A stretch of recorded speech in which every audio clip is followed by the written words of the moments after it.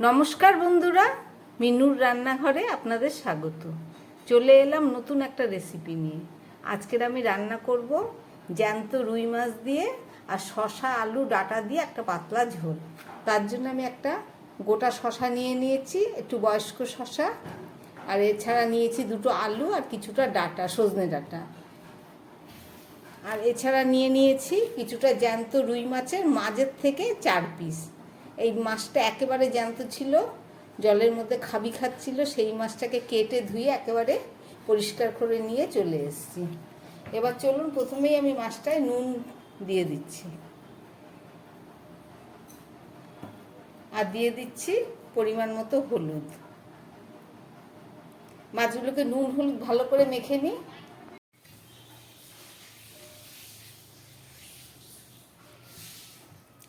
একদম টাটকা মাছ, এতে খুব ভালো করে নুন হলুদটা আমি মাখিয়ে নিলাম। এবার মাছটাকে আমি 5 মিনিটের জন্য রেখে দেবো। চলুন, বাকি যে সবজিগুলো আছে সেগুলো আমি কেটে নিচ্ছি।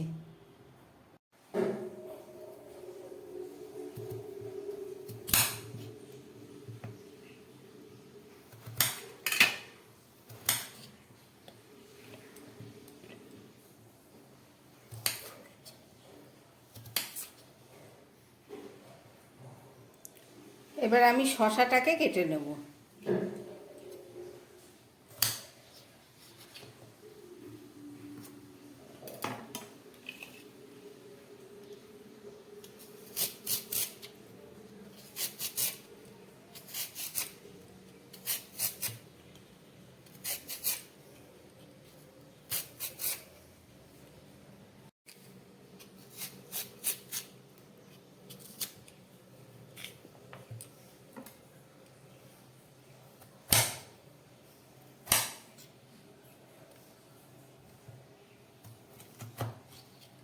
এই যে শসা দেখছেন, এই শসার ভেতরকার এই আটিটা আমি বাদ দিয়ে দেবো।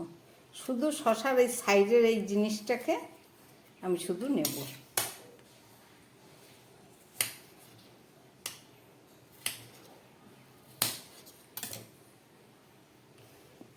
ঠিক এইভাবে টুকরো করে আমি শসাগুলোকে কেটে নেব।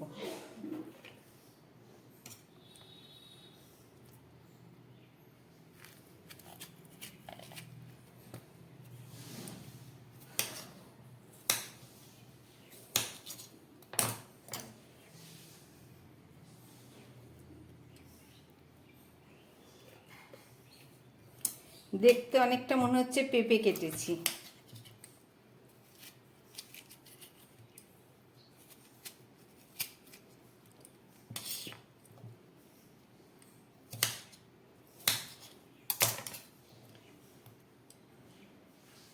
এইভাবে সমস্ত সবজিগুলো আমি কেটে নিয়েছি। এই যে টুকরো টুকরো করে শসা কেটেছি, আলু কেটেছি আর সজনে ডাঁটা। চলুন এবার রান্নাটা শুরু করি। জ্যান্ত রুই মাছের পাতলা ঝোল করার জন্য আমি একটা কড়াই বসিয়ে দিয়েছি। এই কড়াটা একটু গরম হয়ে গেছে, আমি এর মধ্যে 1 চামচ জিরে ভেজে নিচ্ছি।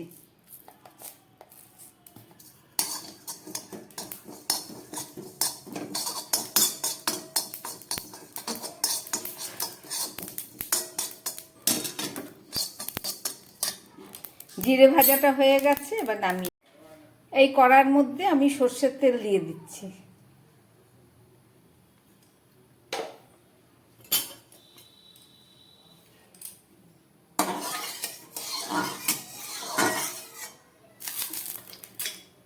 নুন হলুদ মেখে রেখেছি জ্যান্ত মাছে, প্রায় 5 মিনিট হয়ে গেছে। এবার মাছগুলোকে আমি ভেজে নিচ্ছি।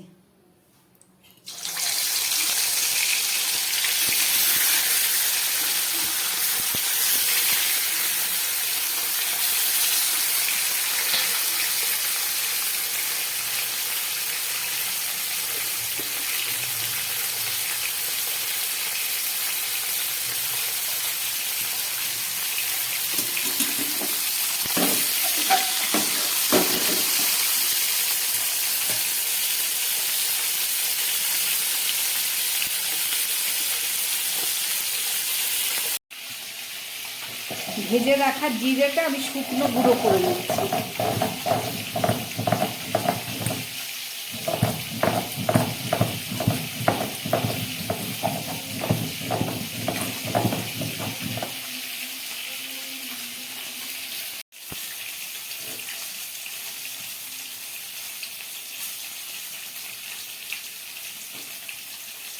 এই যে আমার জিরে ভাজা হয়ে গেছে।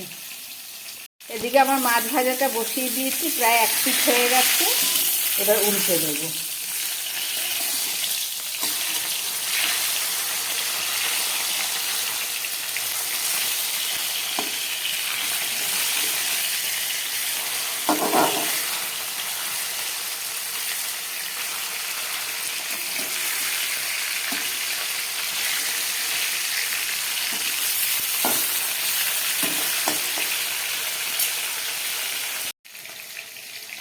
ভাজা জিরেটা বাটা হয়ে গেছে। এবার একটু আদা, কয়েকটা গোলমরিচ আর এই যে একটু সামান্য একটু কাঁচা জিরে আমি এটুকু বেটে নেব।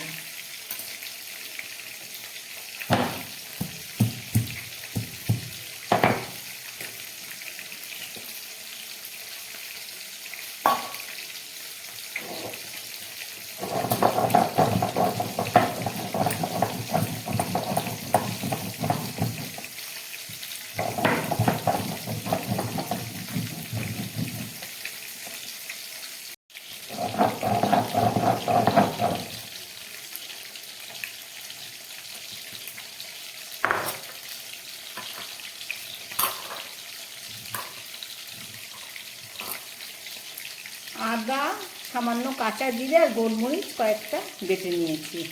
চলুন এবার দেখি মাছটা কতটা ভাজা হয়েছে।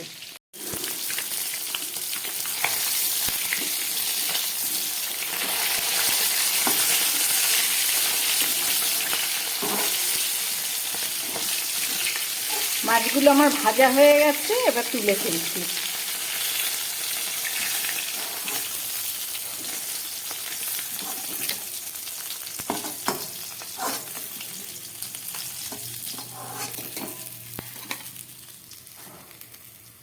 মাছ ভাজা রেডি। মাছ ভাজার তেলের মধ্যে আমি দিয়ে দিচ্ছি 2টো তেজপাতা আর দিয়ে দিচ্ছি কিছুটা রাঁধুনি ফোড়ন। এই রান্নাটা আমি রাঁধুনি ফোড়ন দিয়েই করব। এবার দিয়ে দিচ্ছি কেটে রাখা আলু।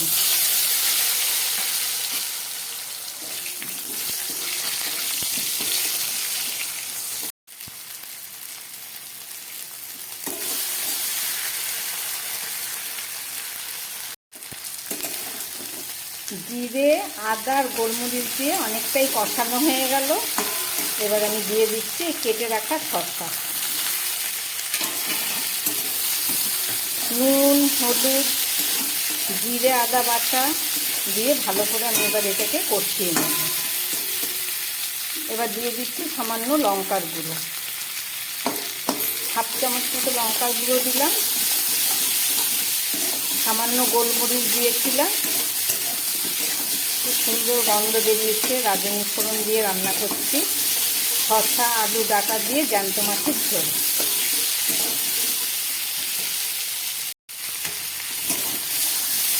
এবার দিয়ে দিচ্ছি 2টো কাঁচা লঙ্কা।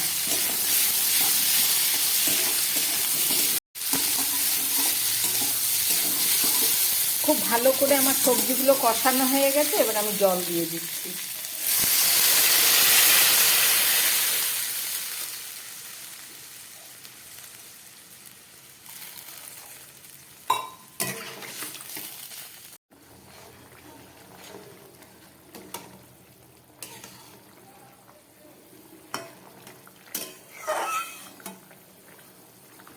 ডাঁটা, আলু, শসা দিয়ে মাছের ঝোল বসিয়েছি। ঝোলটা ফুটে উঠেছে। এবার এর মধ্যে আমি ভেজে রাখা মাছগুলো দিয়ে দিচ্ছি।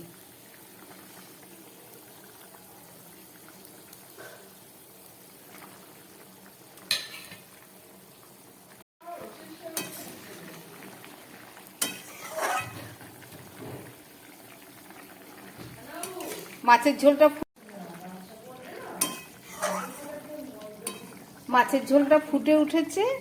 এবার আমি দিয়ে দেবো এই ভেজে রাখা জিরেটা।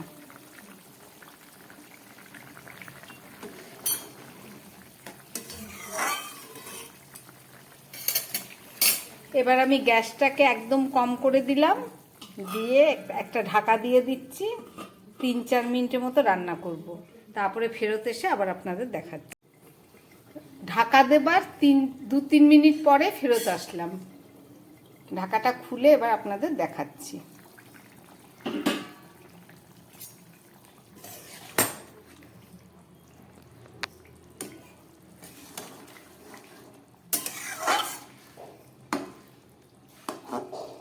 সমস্ত সবজিগুলো সিদ্ধ হয়ে গেছে আর আমার মাছের ঝোলটাও রেডি হয়ে গেছে।